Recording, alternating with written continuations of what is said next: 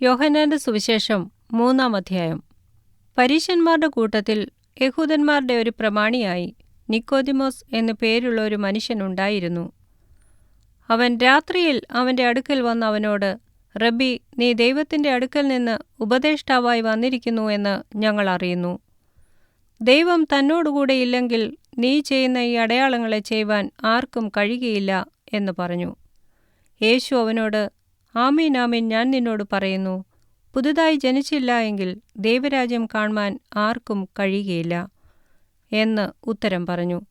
നിക്കോദിമോസ് അവനോട്, മനുഷ്യൻ വൃദ്ധനായ ശേഷം ജനിക്കുന്നത് എങ്ങനെ?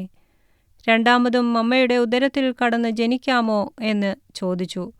അതിന് യേശു, ആമീൻ ആമീൻ ഞാൻ നിന്നോട് പറയുന്നു, വെള്ളത്താലും ആത്മാവിനാലും ജനിച്ചില്ല എങ്കിൽ ദൈവരാജ്യത്തിൽ കടപ്പാൻ ആർക്കും കഴിയുകയില്ല. ജഡത്താൽ ജനിച്ചത് ജഡമാകുന്നു, ആത്മാവിനാൽ ജനിച്ചത് ആത്മാവാകുന്നു. നിങ്ങൾ പുതുതായി ജനിക്കണമെന്ന് ഞാൻ നിന്നോട് പറയുകയാൽ ആശ്ചര്യപ്പെടരുത്. കാറ്റ് ഇഷ്ടമുള്ളിടത്ത് ഊതുന്നു, അതിൻ്റെ ശബ്ദം നീ കേൾക്കുന്നു, എങ്കിലും അത് എവിടെ നിന്ന് വരുന്നു എന്നും എവിടേക്ക് പോകുന്നുവെന്നും അറിയുന്നില്ല. ആത്മാവിനാൽ ജനിച്ചവനെല്ലാം അതുപോലെയാകുന്നു എന്ന് ഉത്തരം പറഞ്ഞു. നിക്കോദിമോസ് അവനോട്, ഇത് എങ്ങനെ സംഭവിക്കും എന്ന് ചോദിച്ചു. യേശു അവനോട് ഉത്തരം പറഞ്ഞത്, നീ ഇസ്രായേലിന്റെ ഉപദേഷ്ടാവായിരുന്നിട്ടും ഇത് അറിയുന്നില്ലയോ? ആമേൻ ആമേൻ ഞാൻ നിന്നോട് പറയുന്നു, ഞങ്ങൾ അറിയുന്നത് പ്രസ്താവിക്കുകയും കണ്ടത് സാക്ഷീകരിക്കുകയും ചെയ്യുന്നു.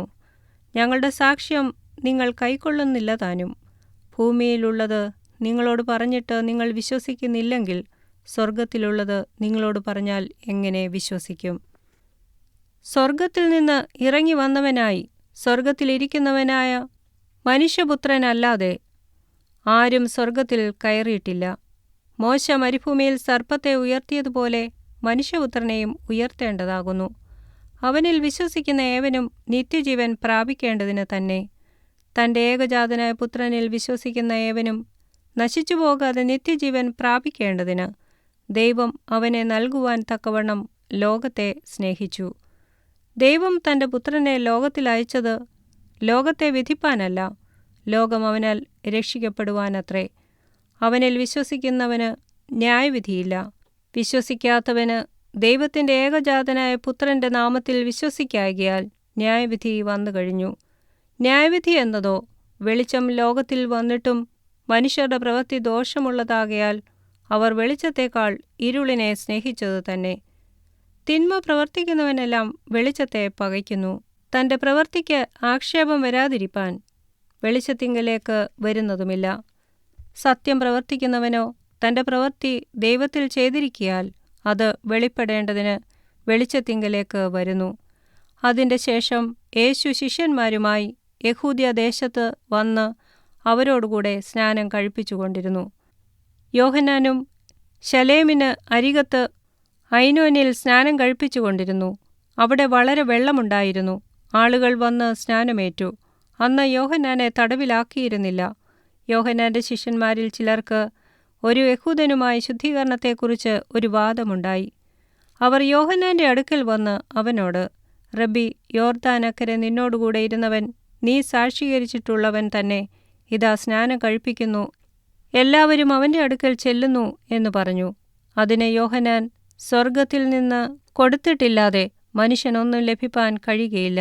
ഞാൻ ക്രിസ്തുവല്ല, അവന് മുമ്പായി അയക്കപ്പെട്ടവനത്രേ എന്ന് ഞാൻ പറഞ്ഞതിന് നിങ്ങൾ തന്നെ എനിക്ക് സാക്ഷികളാകുന്നു. മണവാട്ടിയുള്ളവൻ മണവാളനാകുന്നു. മണവാളന്റെ സ്നേഹിതനോ നിന്ന് മണവാളന്റെ സ്വരം കേട്ടിട്ട് അത്യന്തം സന്തോഷിക്കുന്നു. ഈ എൻ്റെ സന്തോഷം പൂർത്തിയായിരിക്കുന്നു. അവൻ വളരേണം, ഞാനോ കുറയണം എന്ന് ഉത്തരം പറഞ്ഞു. മേലിൽ നിന്ന് വരുന്നവൻ എല്ലാവർക്കും മീതെയുള്ളവൻ, ഭൂമിയിൽ നിന്നുള്ളവൻ ഭൗമികനാകുന്നു. ഭൗമികമായത് സംസാരിക്കുന്നു. സ്വർഗത്തിൽ നിന്ന് വരുന്നവൻ എല്ലാവർക്കും മീതെയുള്ളവനായി താൻ കാണുകയും കേൾക്കുകയും ചെയ്തത് സാക്ഷീകരിക്കുന്നു.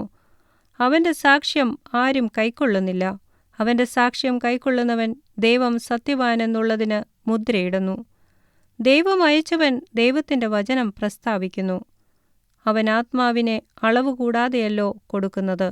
പിതാവ് പുത്രനെ സ്നേഹിക്കുന്നു, സകലവും അവൻ്റെ കയ്യിൽ കൊടുത്തുമിരിക്കുന്നു. പുത്രനിൽ വിശ്വസിക്കുന്നവന് നിത്യജീവനുണ്ട്. പുത്രനെ അനുസരിക്കാത്തവനോ ജീവനെ കാണുകയില്ല. ദൈവക്രോധം അവൻ്റെ മേൽ വസിക്കുന്നതേയുള്ളൂ.